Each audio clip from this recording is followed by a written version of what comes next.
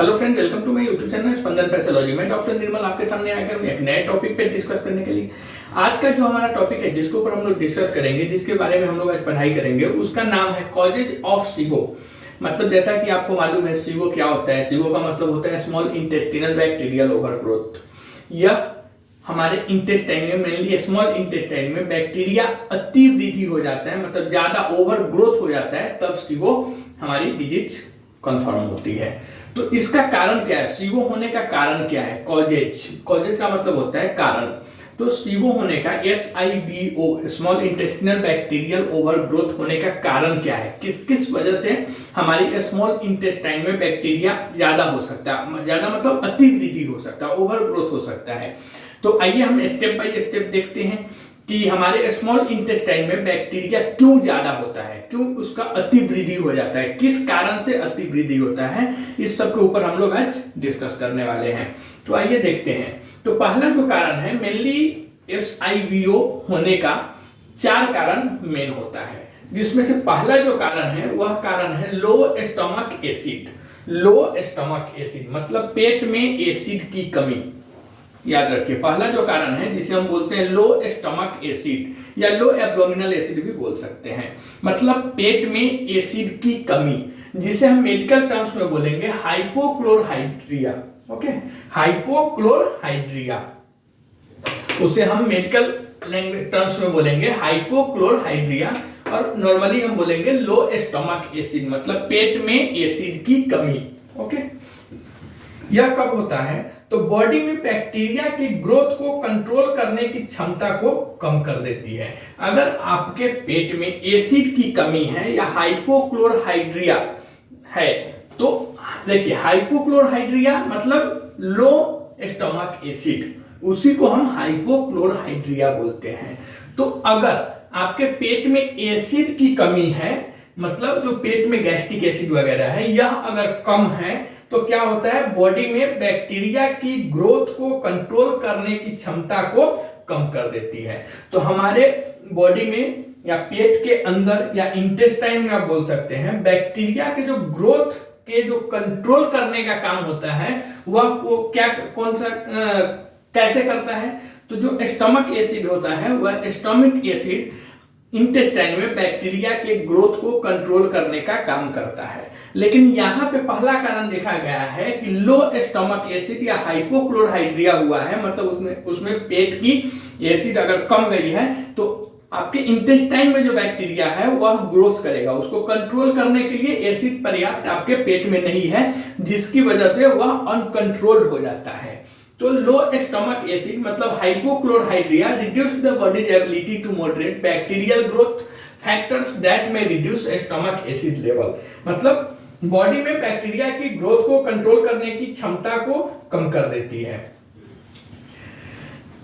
अब हम देखेंगे factors that may reduce stomach acid level. कौन कौन से फैक्टर है जिसकी वजह से पेट में एसिड की कमी हो जाती है?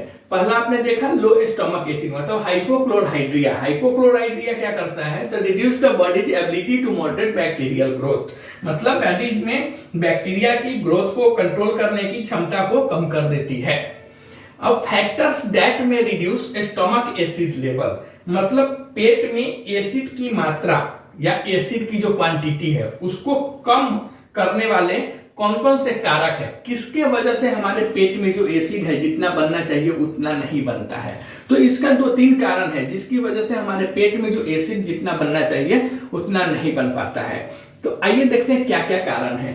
तो पहला जो उसका कारक है जिसकी वजह से हमारे पेट में एसिड की कमी हो जाती है, वह पहला होता है H. Pylori infection. अगर किसी पेशेंट को या किसी भी आदमी को H. पाइलोरी इन्फेक्शन हुआ है तो H. पाइलोरी इन्फेक्शन में भी पेट की एसिड का बनना कम हो जाता है, जिसकी वजह से भी सिबो हमारे इंटेस्टाइन में ज्यादा ग्रोथ कर जाते हैं और अति वृद्धि हो जाता है। दूसरा जो कारक है वह है prolonged use of medication such as antacid and PPI। PPI antacid तो आपको मालूम है, मतलब अगेंस्ट एसिडिटी, और PPI का मतलब क्या होता है? तो PPI का मतलब होता है प्रोटॉन पंप इनहिबिटर्स, यह भी एंटासिड में ही आता है, प्रोटॉन पंप इनहिबिटर्स। तो दूसरा कारण है कि अगर एंटासिड या प्रोटॉन पंप इनहिबिटर्स टाइप के मेडिसिन बहुत दिनों से पेशेंट को दिया जा रहा है, या कोई ऐसा आदमी जो एसिडिटी होने के बाद सीधा मेडिकल पे जाके कोई एसिडिटी का मेडिसिन कंटिन्यू खा रहे हैं, 1 साल 2 साल खा रहे हैं, तो ऐसे पेशेंट में या ऐसे आदमी में भी देखा गया है कि जो आदमी बहुत दिन से मेडिसिन यूज कर रहे हैं, मेनली एंटासिड और प्रोटॉन पंप इनहिबिटर्स, वैसे पेशेंट में या वैसे आदमी के पेट में एसिड की कमी हो जाती है, तो उसके वजह से भी पेट में एसिड की कमी हो जाएगी, हाइपोक्लोरहाइड्रिया हो जाएगा, जिससे आपके इंटेस्टाइन में SIBO मतलब स्मॉल इंटेस्टिनल बैक्टीरियल ओवरग्रोथ होने की चांसेस बनी रहेगी। नेक्स्ट है कारक gastric bypass surgery. Gastric bypass surgery वाले जो पेशेंट रहते हैं उनमें भी लो स्टमक एसिड का प्रॉब्लम रहता है या हाइपोक्लोरहाइड्रिया होने की चांसेस रहती है। तो 3 कारण से आपके पेट में एसिड का बनना कम होता है। पहला H पाइलोरी इन्फेक्शन, अगर किसी इंसान को H पाइलोरी इन्फेक्शन अगर हुआ है तो उसके पेट में जो एसिड है वह प्रॉपर नहीं बनेगा। दूसरा prolonged use of antacid and PPI मतलब प्रोटॉन पंप इनहिबिटर्स, ऐसे इंसान जो काफी समय से काफी दिनों से वह एंटासिड और PPI यूज कर रहे हैं, प्रोटॉन पंप इनहिबिटर्स यूज कर रहे हैं, तो ऐसे पेशेंट में भी स्टमक एसिड कम जाता है, हाइड्रोक्लोरहाइड्रिया हो जाता है, उसकी वजह से भी हमारे स्मॉल इंटेस्टाइन में बैक्टीरियल ओवरग्रोथ हो जाता है। नेक्स्ट होता है गैस्ट्रिक बाईपास सर्जरी। अगर किसी पेशेंट का गैस्ट्रिक बाईपास सर्जरी हुआ है तो ऐसे पेशेंट में भी स्टमक एसिड कम जाता है, जिसकी वजह से SIBO मतलब स्मॉल इंटेस्टिनल बैक्टीरियल ओवरग्रोथ होने का चांसेस बना रहता है। तो पहला कारण था लो स्टमक एसिड मतलब हाइपोक्लोरहाइड्रिया। दूसरा कारण है जिसकी वजह से पेशेंट को SIBO होने का चांस ज्यादा रहता है, वह कारण है स्मॉल इंटेस्टाइन डिस्मोटिलिटी। स्मॉल इंटेस्टाइन डिस्मोटिलिटी, डिस्मोटिलिटी का मतलब है, तो small intestine dysmotility means that waste is retained for too long in the small intestine before impacting in the large intestine। मतलब small intestine dysmotility का मतलब है कि वेस्ट प्रोडक्ट लार्ज इंटेस्टाइन में खाली होने से पहले स्मॉल इंटेस्टाइन में बहुत लंबे समय तक अगर रुका हुआ है या बहुत देर तक वहां पे बना हुआ है, तो ऐसे कंडीशन में भी पेशेंट को स्मॉल इंटेस्टाइन डिस्मोटिलिटी हो जाता है। Means that waste is retained for too long in the small intestine before emptying in the large intestine. मतलब कि वेस्ट प्रोडक्ट लार्ज इंटेस्टाइन में खाली होने से पहले, मतलब सभी जानते हैं कि स्मॉल इंटेस्टाइन से हमारा जो फूड प्रोडक्ट्स है वह कहां पे जाता है, लार्ज इंटेस्टाइन में, बट यहां पे अगर वह काफी देर तक स्मॉल इंटेस्टाइन में भी फूड प्रोडक्ट्स या वेस्ट रुक जाता है, तो ऐसे कंडीशन में भी SIBO होने का, बैक्टीरियल ओवरग्रोथ होने का चांस रहता है, और उसे हम स्मॉल इंटेस्टाइन डिस्मोटिलिटी भी बोलते हैं। Next, this allows the small intestine bacteria to continue to multiply while the large intestine bacteria may make their way into the small intestine। मतलब क्या है कि जिससे स्मॉल इंटेस्टाइन के बैक्टीरिया ग्रोथ करने लगती है और लार्ज इंटेस्टाइन की बैक्टीरिया स्मॉल इंटेस्टाइन में आने लगती है। तो सिंपल सी बात है, अगर स्मॉल इंटेस्टाइन पे वेस्ट ज्यादा रुक रहा है या फूड प्रोडक्ट्स वहां पे ज्यादा देर रुक रहा है, तो कुछ ना कुछ वहां पे अबनॉर्मलिटीज होगी, जिसकी वजह से जो वहां पे ऑलरेडी पहले से प्रेजेंट बैक्टीरिया है, जो हमारे बैक्टीरिया है, वह क्या करेंगे, वहां पे ज्यादा वो ग्रोथ करेंगे। तो वो यही बता रहा है यहाँ पर कि small intestine dysmotility means that waste is retained for too long in the small intestine before emptying in the large intestine, and this allows to small intestine bacteria to continue to multiply while the large intestine bacteria may make their way into the small intestine। Okay, अब हम देखेंगे some dysmotility disorders include। जो डिस्मोटिलिटी होता है वो किस वजह से होता है, इसका कारण क्या है डिस्मोटिलिटी होने का।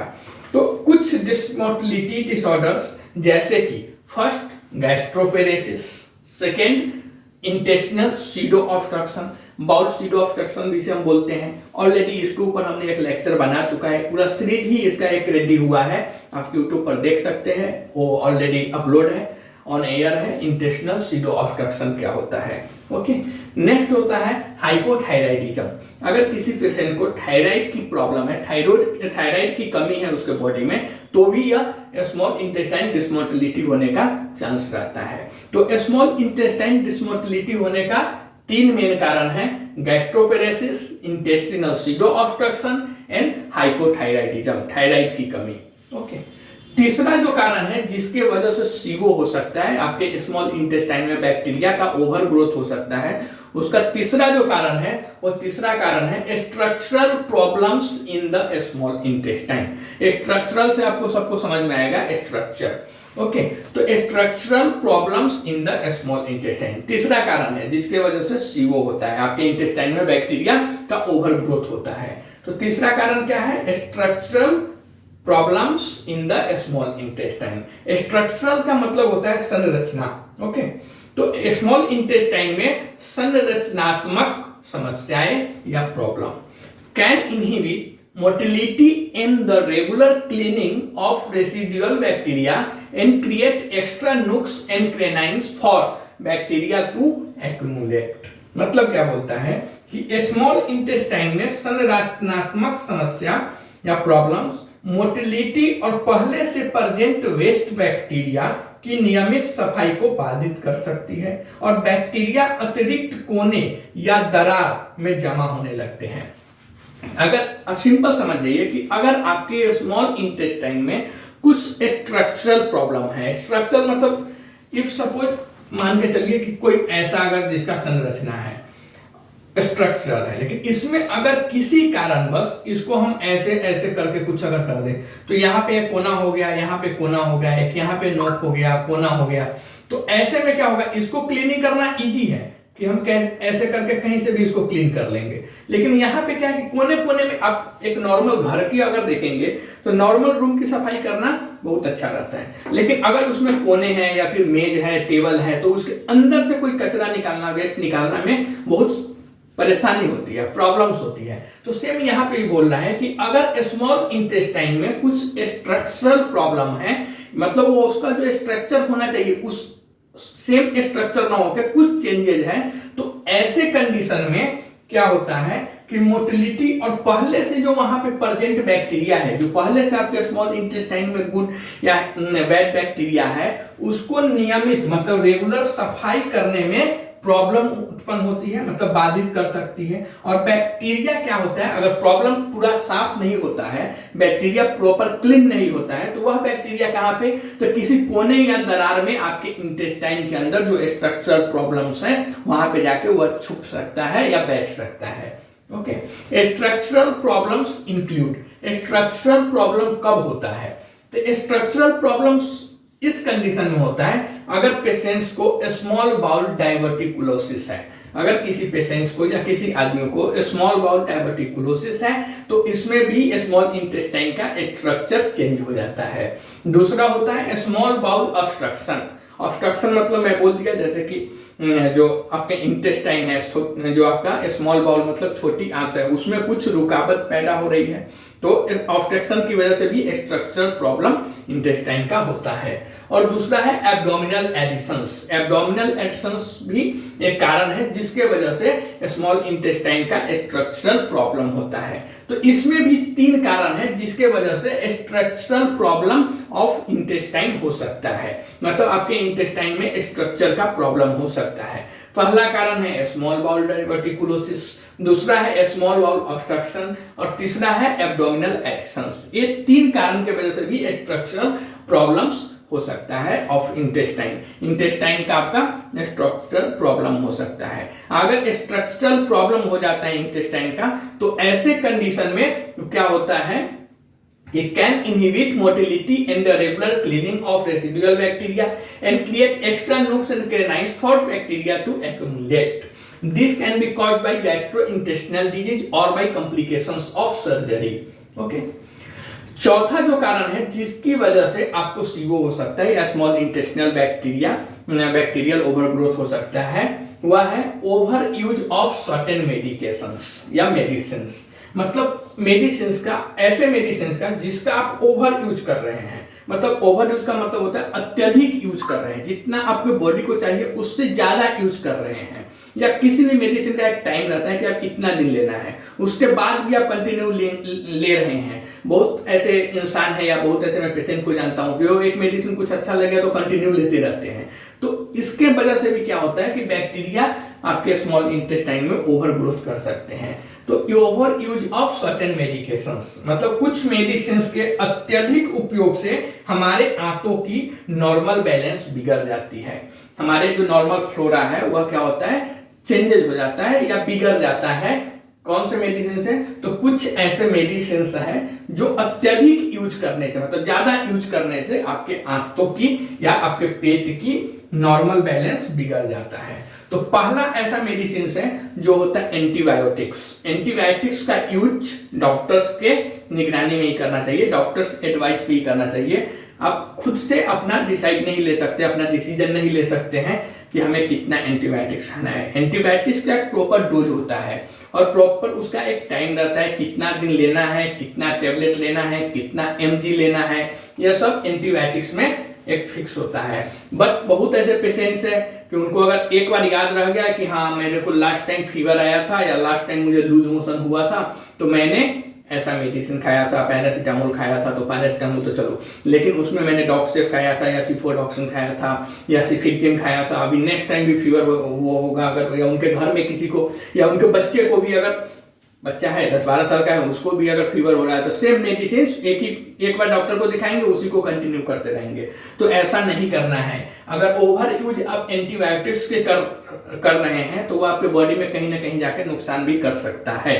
इसके लिए कभी भी अगर एंटीबायोटिक्स का यूज करना है तो एक बार डॉक्टर से एडवाइस करना ही चाहिए।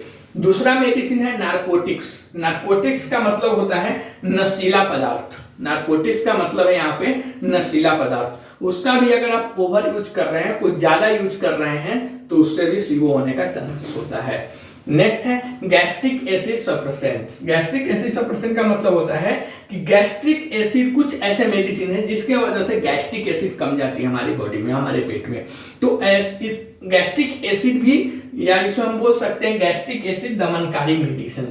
तो गैस्ट्रिक एसिड सप्रेसेंट टाइप्स के जो मेडिसिन है उसकी वजह से भी कहीं ना कहीं सीओ का एक चांसेस देखा गया है। और सीओ का मतलब है यहाँ पे स्मॉल इंटेस्टिनल बैक्टीरियल ओवरग्रोथ। तो मेनली हमने देखा कि 4 टाइप के कारण है, कॉजेज है जिसके वजह से किसी इंसान को सीओ हो सकता है या स्मॉल इंटेस्टाइन बैक्टीरियल ओवरग्रोथ हो सकता है। कौन कौन से थे? तो पहला जो कारण थे वह था लो स्टोमक एसिड मतलब हाइपोक्लोरोहाइड्रिया। यह कब होता है? तो यह होता है एच पाइलोरी इन्फेक्शन में, prolonged use of medication such as antacid and PPI मतलब प्रोटॉन पंप इनहिबिटर्स, और एंटासिड को अगर काफी समय तक यूज कर रहे हैं तो ऐसे कंडीशन में भी पेशेंट्स में लो स्टमक एसिड या हाइपोक्लोराइड्रिया या पेट में एसिड की कमी हो जाता है। नेक्स्ट होता है गैस्ट्रिक बाईपास सर्जरी। अगर किसी इंसान का गैस्ट्रिक बाईपास सर्जरी हुआ है तो उसमें भी पेट की एसिड में कमी देखा गया है। दूसरा जो कारण है जिसके वजह से सीओ हो जाता है, स्मॉल इंटेस्टाइनल बैक्टीरियल ओवरग्रोथ हो जाता है, वह कारण होता है स्मॉल इंटेस्टाइन डिस्मोटिलिटी। स्मॉल इंटेस्टाइन डिस्मोटिलिटी होने का क्या कारण है? तो उसका पहला जो कारण है वह है गैस्ट्रोपेरेसिस। अगर किसी पेशेंट को गैस्ट्रोपेरेसिस है तो स्मॉल इंटेस्टाइन डिस्मोटिलिटी हो जाता है। Next intestinal pseudo obstruction. अगर पेशेंट को इंटेस्टिनल सीडो ऑब्स्ट्रक्शन है तो भी पेशेंट्स में स्मॉल इंटेस्टाइन डिस्मोटिलिटी होने का चांसेस रहता है। और तीसरा है हाइपोथायराइडिज्म। हाइपोथायराइडिज्म का मतलब है अगर किसी पेशेंट में या किसी इंसान में थायराइड कमी है तो पेशेंट को स्मॉल इंटेस्टाइन डिस्मोटिलिटी हो सकता है। तीसरा जो कारण है जिसके वजह से सीओ होता है वह होता है structural problems in the small intestine मतलब स्मॉल इंटेस्टाइन में स्ट्रक्चरल प्रॉब्लम होने की वजह से भी सीओ हो सकता है। और स्ट्रक्चरल प्रॉब्लम्स कब होता है? तो अगर पेशेंट को स्मॉल बाउल डाइवर्टिकुलोसिस हुआ है या फिर स्मॉल बाउल ऑब्स्ट्रक्शन हुआ है या फिर एब्डोमिनल एडिशंस है, तो ऐसे कंडीशन में जो इंटेस्टाइन है उसका स्ट्रक्चर चेंज हो जाता है। और नेक्स्ट लास्ट जो कॉज है, कारण है जिसके वजह से सीओ होता है, वह कारण है over use of certain medications या सर्टेन मेडिसिन्स। तो ओवर यूज मतलब अत्यधिक उपयोग इस मेडिसिन का जिसके वजह से आपको बॉडी पे कुछ ना कुछ साइड इफेक्ट दे सकता है, जैसे एंटीबायोटिक्स, नार्कोटिक्स और गैस्ट्रिक एसिड सफिशिएंट्स। एंटीबायोटिक्स आपको मालूम है, नार्कोटिक्स मतलब होता है नशीला पदार्थ, और गैस्ट्रिक एसिड सफिशिएंट्स। ओके, तो आप कमेंट्स के थ्रू बताइए यह वीडियो आपको कैसा लगा। अगर यह वीडियो आपको अच्छा लगता है तो कमेंट के थ्रू बताइए आप हमें, या फिर आप कमेंट्स करके बताइए क्या क्या चेंजेस कर सकते हैं। अच्छा लगता है लाइक कीजिए, अगर आप हमारे चैनल पे नए हैं, देख रहे हैं तो सब्सक्राइब कीजिए। तब तक के लिए थैंक यू।